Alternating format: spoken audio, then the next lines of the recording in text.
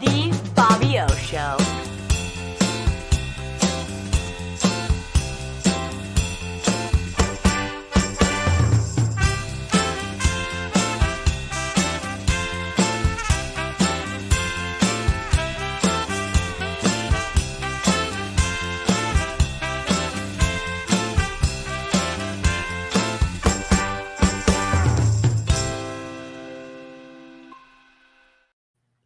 Welcome to the Bobby O Show. My name is Bob Opatzner, and have I got a great show for you. By the way, you may recall that in last week's show, it was the start of Rosh Hashanah, the Jewish New Year, and I had some apples and some honey. We dipped it, hoping for a sweet new year. Tonight, Friday, October 11th, at sundown, Yom Kippur, the holiest day of the year for Jews, starts, and I'll be fasting along with many of my other Jewish friends for about 26 hours. And it's a good spiritual thing. Get a chance to think about yourself as you're fasting and atoning for your sins. And so for those of you who I've sinned against this year, I apologize. In any event, I have a great guest for us today. Sometimes people lose sight of how important state representatives, state senators are to their lives. And we have learned in the last several years that sometimes we overlook the importance of those people. And I have today with us a phenomenal state representative, Farley Santos, who's the state rep from the 109th district. And he's going to share some thoughts of his hopes, his plans, his viewpoints with us today. Farley, welcome. Thank you, Bob. It's good to be with you. Farley, just real briefly, can you give us a little bit about background about yourself, where you're from, and how you got into the political arena? Sure, yeah, I'll do that. I'll try to make it brief for you. Look, I was born in Brazil. At about 3 months old, my aunt and uncle took me in, and they basically raised me, and they are mom and dad to me. When I was 7 years old, my family basically lost everything in an economic downturn, and the United States was the place that gave my parents hope. And so in their early 40s to mid 40s, they brought a 7-year-old little boy who wasn't their actual child, but they raised as if I was one of their kids, to the United States. And that was probably the best thing that could have ever happened to me. We struggled a lot. We were a very low income family, benefiting from all sorts of aid that a community can give you. And that community was here in Danbury. So I went through Danbury Public Schools, graduated from Henry Abbott Technical High School in a carpentry major. I graduated right around 2007 when the market was starting to stall, and was in the carpentry field for a little while until there was no more work to be found. I then got a job, which really was a blessing in my life, at the Savings Bank of Danbury, which is soon to be changing over to Ives Bank. I worked there for 16 years, worked my way up the ladder from float teller to vice president and community development manager. And I absolutely loved my job. But when the new mayor here in Danbury won his seat, we flipped a 22-year Republican stronghold to Democrat. Mayor Roberto Alves asked me to join his administration. And that's where I serve right now, my day job, I should say. But years ago, Bob, my interest in starting to get involved in politics came about through education. At the Savings Bank of Danbury, we did a lot of community work. And I was a mentor with the Junior Achievement Program. I was a volunteer teacher with the Junior Achievement Program and a mentor through the Danbury Schools and Business Collaborative. And I noticed that the public schools were suffering and that they weren't the schools that I benefited from. And I wanted to make sure that every child gets a fair shot at a good education. And selfishly, honestly speaking, my daughter was going to be going into the schools. So I filled a vacancy on the Board of Education. And moved on from there to the city council. I served 2 years on the Board of Ed. I won my seat outright. And then 2 years later, there was an opportunity to run for the city council. And I realized the problems with our education system was the lack of funding that Danbury was going through for decades, I would say. Served on the city council for 2 terms. And then the opportunity for me to run for state representative in my district came about when my predecessor decided to leave the office. I really thought long and hard about the impact that I could make on a state level. And one of the things that kind of got me going was the fact that I would have been the very first Brazilian former immigrant, or immigrant, I should say, former undocumented immigrant to be elected to the Connecticut State House. And I won that race. I served one term, and I'm now running for re-election. So that's a quick snippet about me. And it's a great background. Farley, I just got to say that you and I have something in common. I spent 15 years on the Board of Education. I was 23 or 24 years old when I won in my hometown, Shelton, Connecticut, served 9 years on the Board of Ed. And then when we moved to Richfield, there was an opening and someone said, hey, I've been here like 3 months. Hey, I hear you're on the Board of Ed in Shelton. We have an opening in Richfield. Would you want to run? I said, wait a minute. No one knows me in Richfield. So they said I should run. And my campaign slogan was, to not know me is to like me. I love that. And I won. So I spent 15 years in boards of ed. And I will tell you, the other positions you are holding and have held are phenomenal. But my heart really is with the Board of Education. In fact, I went to a public meeting the other night on education, first time in many years.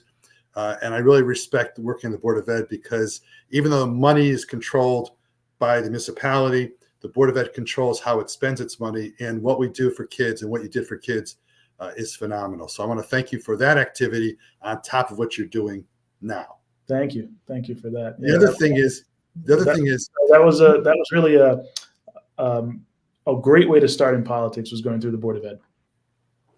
In fact, my office manager is Luis Breton, who is on the Board of Ed in Danbury. The vice chair. Yeah. And the other thing I want to say to you is that, you were born in Brazil. You're an immigrant. I was born in the United States of America, but my grandfather and grandmother were born outside the United States. We are all immigrants. Mm-hmm. And it breaks my heart and makes me annoyed when we talk about immigrants, not we, but some people, the Republicans, let's say, talk about immigrants like it's in Yiddish the word is shanda, like a tragedy, whatever, to have people here. This country was made from immigrants coming in. So we all should take great pride in the immigrant status of either yourself or your ancestors, because we are all immigrants. And it leads me to the question I want to ask you. One thing about Danbury that's phenomenal, amongst other things, is the great number of the diverse populations in Danbury area. I'd like you to talk a little about that, how you utilize and implement that understanding in how you have acted in your political career. Yeah, Bob, you're absolutely right. The diversity that Danbury has is one of our biggest strengths, I would say. There are 57 languages that are spoken at the high school, Danbury High School. I can't imagine growing in another community where you would be able to be immersed into that cultural background. And what that teaches you is being able to deal and work and collaborate with people who are of different backgrounds, right? And so that really helped me in my career, my political career, I would say, because you do have to work across the aisle when you're in the legislature. We all serve on committees that are bipartisan in a sense. And so you have to be able to reach out to the other side and try to collaborate and get things done, because that's really the only way that you do get things done. We think about the rhetoric on the national level. I thought going into the state house that it might have been some level of the same. Well, it really wasn't. There are those issues that are very controversial and that we will always argue on. But what I was told from my orientation and became true during my service is that 80% of the time we are agreeing on the issues at hand. And then there's that 20% of the time that we're going to fight about it. But the whole point of saying that is the diversity in Danbury gave me the skill set and the ability to work with people and collaborate with people and understand people's needs, that they are different, but that we all have one common goal, perhaps, and that's making our communities better. And so dealing with folks of diverse backgrounds really helped me, not just in my political career, but also in the former business career that I was in. So it's really an asset for us here. When I was in the Board of Ed my last year, we had a theme called Reasonable People Can Disagree Reasonably. Yeah. Reasonable people can disagree reasonably. In fact, I got an award for that when I left the Board of Ed. And it is important that people in America, it's the United States of America, and that we have to learn to disagree and then be shaking hands after the meeting with various people. What can you do and what do you do in the State House to try to continue and implement and make it so that you representatives can disagree, but do it in a respectful way? Because you don't always see that sometimes. No, you're absolutely right. But there's a cordiality that is that comes with serving in this role. Just having the fact that each committee has a certain amount of Republicans and Democrats, and that if you want to see a piece of language in a legislation, you are working together with folks. And honestly, if you think about it, you may not even have to, because there are 98 Democrats to 53 Republicans, and we could just run the gamut, right? But we want to collaborate with other people. We want things to come from a place where we're not just voting 98 to 53 on every single bill, but how do we get to 110 or 120 or 130 votes that comes from Democrats and Republicans combined? That creates good public policy, right? Certainly, there are some views that I just am strongly against and oppose, but having that collaboration results in better policy, I would say. So it's been helpful. As you know, I live in Richfield. My office is in Danbury, and we're very fortunate to have you as a state rep 109. Also have Amy Berger-Javallo, who's a state rep. And I talk a little bit about how the two cities and towns, Richfield and Danbury, have cooperated together. I see your mayor at meetings in Richfield as often as I see him in Danbury, and I see him often at meetings. Talk about how the two communities have interacted in a positive way. Well, it certainly has been a great relationship for many years, I would say, but even more so now that we have Mayor Roberto Alves, who realizes that Danbury is the region city, right? And we also have to accept that and act like the region city as well. And what that means is we do need to reach out to our neighbors and have good working relationships and collaborate on issues and topics that make sense for our individual communities. And we have done that, right? So Rudy Marconi is an awesome first selectman. He's been there for quite some time, and that is proof of how good he is. But he's someone that Mayor Alves collaborates with all the time. Amy Berger-Javallo is one of my great colleagues in the House. In fact, 20 almost years ago, I worked for Amy and her then husband as a carpenter when out of Henry Abbott Tech. So it's a small world where we come full circle. Now we're serving together in the State House. But, the way that we work together is we're in this same region. And if something is going to benefit Danbury, if we're bringing a business to Danbury, hey, it's going to benefit Ridgefield as well, and vice versa. So we need to collaborate in that sense to be able to ensure that our communities are safe, our communities are well taken care of, and that our voices are heard in Hartford as well. Kamala Harris is running for president, who I am supporting. No doubt about that one.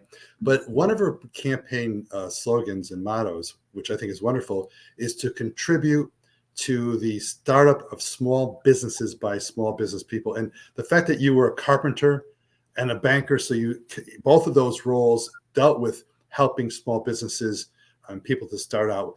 Comment a little bit about your perspective on assisting people who are small business men and women, what role you can do to help in the State House, in addition to helping us get elect Kamala Harris president.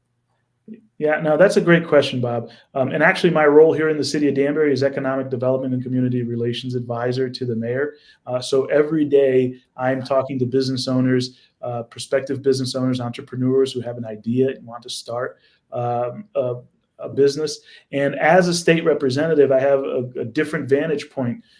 Having worked for a business, having been a carpenter, and now working here in the city, I realized that, on the state level, there are things that we can do to improve the business environment for business owners. Because at the end of the day, if we have a company that sets up shop here in Danbury, that benefits our grant list, benefits people here. And we understand that these folks are job creators, right? So what we need to do is incentivize it in a sense, make it easier to be able to own a business, less burden on them. But I think that we also need to make sure that workers are protected. That's really important to me as well. As someone whose family grew up, didn't have union benefits, didn't have many benefits at all, and it was really expensive to get healthcare insurance. We need to ensure that people have access to that, and that business owners are providing some of these benefits that workers depend on. But it should be easier, it should be better for people to set up their business and have entrepreneurs use their abilities and skills to make their business thrive and have a positive impact in the community. My family was in the bakery business. In fact, from 1917 to 1974, 57 years, we had the Elite Bakery in downtown Shelton, Connecticut. And I worked every Saturday night in high school, except for I got a date for the junior prom. How that happened, I don't know, but I got released from working that night, and Yom Kippur. And so, like, for this tomorrow night, Saturday night, I'd be working, but not at the bakery. And I learned so much more than my Yale and Duke educations by working at my father's business, my family's business. I was in charge of the jelly donuts. And those days when you had to squeeze and you couldn't just put in a machine. But it's very, very important for the small business person to have a chance. And it's not just a matter of like the Republican Party, like that Mr. Trump wants to give all the money to the big corporations, the billionaires. Isn't it terrible that the billionaires pay less taxes than you and I pay? And that's got to change, which I want to lead to an issue that's not economic, and that is women's rights. Mm-hmm. I have two sisters. I have a daughter, and I love my son. I love my daughter. But what is this about women's rights being trampled upon? I don't get it. I don't understand it. Luckily, we have a Democratic-controlled state house to protect women's rights. But talk a little bit about how the state of Connecticut can protect rights of women, especially when some states are trying to interfere with our rights in our state. Sure. Look, this is an issue that Connecticut has led on, right? So we've codified it into law here, and we've given women the right to make their own decisions about their health care. And look, speaking to you as a husband and a father to an 11-year-old little girl, you know, I want my daughter to have the best healthcare opportunities in her life and not have the government try to make the decisions for her. And I'm also speaking to you as a Catholic, and we all know what the Catholic religion thinks about a woman's right to choose or abortion, right? But my Bible also tells me that I'm not going to, should not judge somebody else, and that there will be one final judgment day, right? And so, look, I shouldn't be making a decision for any woman about any of her healthcare rights. I believe that's her decision to be made alone, not even, you know, I know I like how people say like between a woman and her doctor. Sure, that's great, but it's her choice. She needs to make those decisions. And I want my wife and my daughter to have that same right. And so, you know, as you're saying, those rights are trying to be pulled away throughout the country. Connecticut has led on this issue in protecting women, and I'm really proud of that. Well, actually, I'm sure you may know this, but before Roe versus Wade that was overturned, there's a case called Griswold versus Connecticut, which is 1965, and that was sort of a progeny. When I went to law school, we first studied Roe versus Wade, but first we studied Griswold versus Connecticut, and the reason is because that's where the right of privacy originated from, and how our country is devolved, not evolved, but devolved. Yeah. And that's why it's so important. So I want to talk to you a little bit about not only your role on the State House, but rather what we can all do to get Kamala Harris elected, because it's going to be a very close election. Our state may not count as much, although we have to win all congressional seats in our state. What can we all do to help preserve women's rights, not only in the state of Connecticut, but also nationally with Kamala Harris? Well, that's a great question. And I think what we need to do, look, every race is important, right? My race is certainly very important to me and to my supporters. And so I'm out there every day door knocking and phone banking and sending out postcards and getting in touch with voters, listening to what is on their mind and how I can help them as state representative.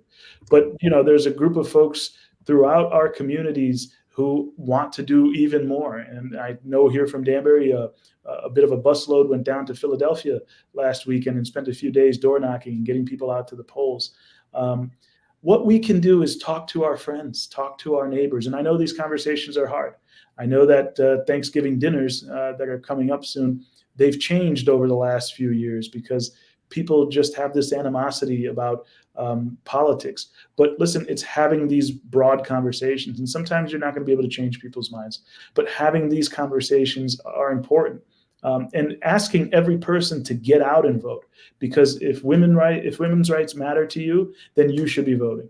If business matters matter to you, you should be getting out to the polls. If you want a better education system, if you want protections for your family, if you want freedoms, you should be getting out to vote. And so each person who is watching this or listening to this knows 10 people that they can incentivize to get out and vote for the right candidate, the candidate who's going to protect your rights, the candidate who is going to give small businesses that opportunity. I'm really excited about that plan that Kamala Harris has to invest in small business owners. If you're a college student, you want to ensure that you're not going to have mounting debt when you graduate from college, right? It's almost unsurmountable, the debt that's out there.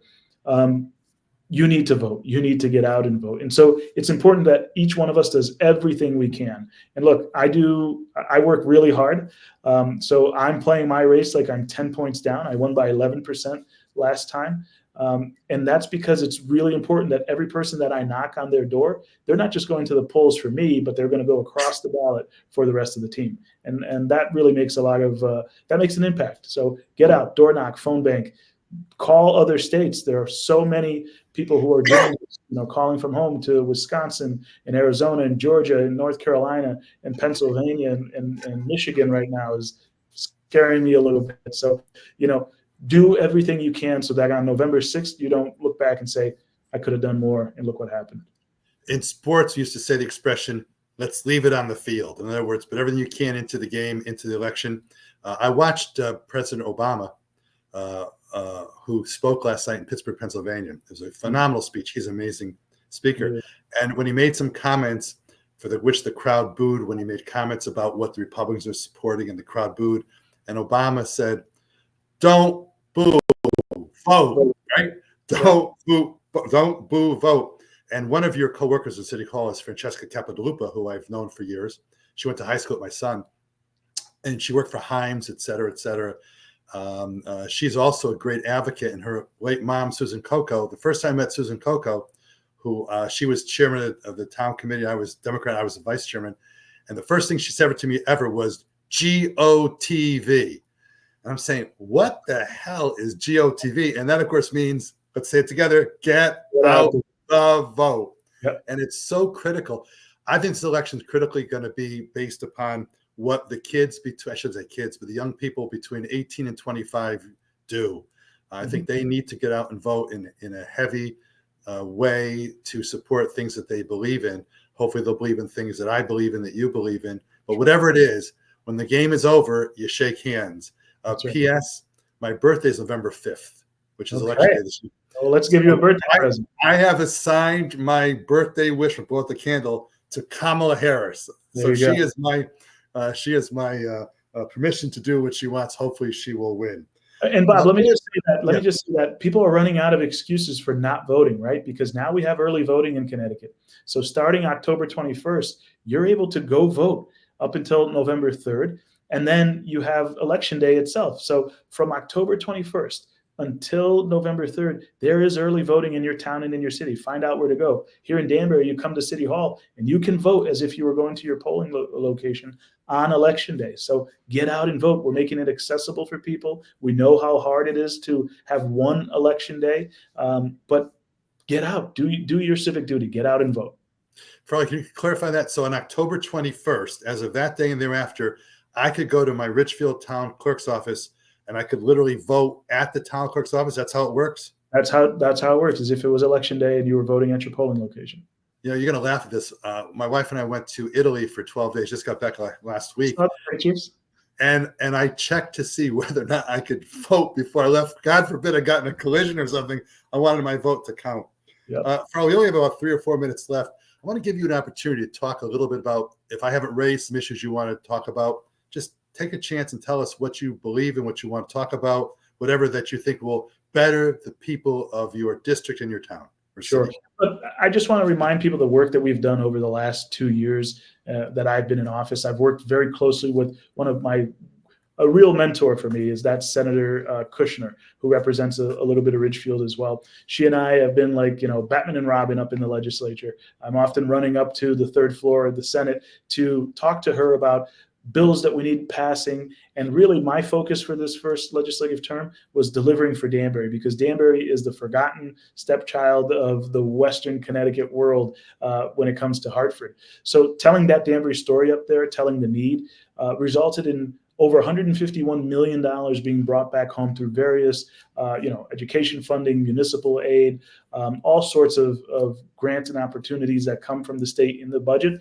We fought for that very, very hard, including this last session, having Mayor Alves really changed the game for us, because he was up there. He was an advocate for the city. Our previous mayor couldn't even be picked out of a crowd up there, and that was told to me by leadership of the legislature. But our mayor made sure that we were there, we were heard, we were seen, and we brought the most money back for municipal aid, more than any one of the 168 other towns and cities in Connecticut, $12 million. That kept schools open for our city here. It kept teachers employed. And so, look, this work needs to continue. We need to have more done, and I'm ready to do it.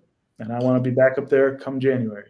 By the way, you mentioned Julie. We did invite her, you and I, to today's show. She could not make it. She had a previous commitment, but I'm going to hopefully get her on my show between now and Election Day.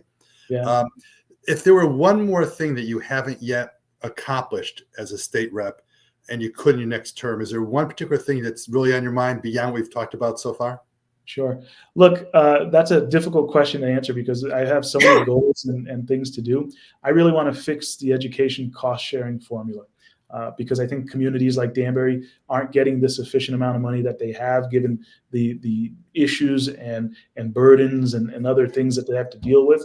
And so I want to fix the education cost sharing formula so that we are investing in education, making it a priority, because a better educated populace creates a better community.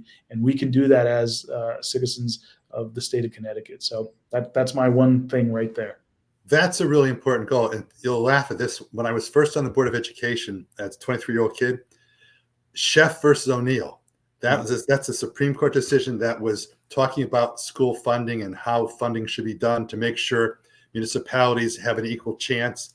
And it's now been many years. I don't even want to add up the number of years. And Sheff O'Neill still hasn't yet been dealt with efficiently. And I think what you're talking about is that you want to make sure that every person, just like one person, one vote, one person should get an education. It wouldn't be fair that a kid in one district has access to 4 or 5 computers at home, and another district, a child doesn't have that kind of benefit. Farley, this 30 minutes on this show has flown by, as I told you it would. You and I could talk for a very long time. I want to tell you that I am very impressed with you for what you've done, what you continue to do. And I hope people get out and vote for Farley Santos and the entire Democratic team. But today, this is your interview and your talking time. And I really appreciate how hard you work. Every time I go to something in Danbury, you're there, smile on your face, talking to your constituents. And I appreciate the effort you do. And I want to thank you very much. And with Mayor Al's, great team. Thank you, Bob. Thanks for this opportunity. I appreciate your friendship here, too. My pleasure. This has been Bob Potzner on The Bobby O Show saying, get out and vote. Get out and vote. Thank you very much, Farley Santos. Shalom.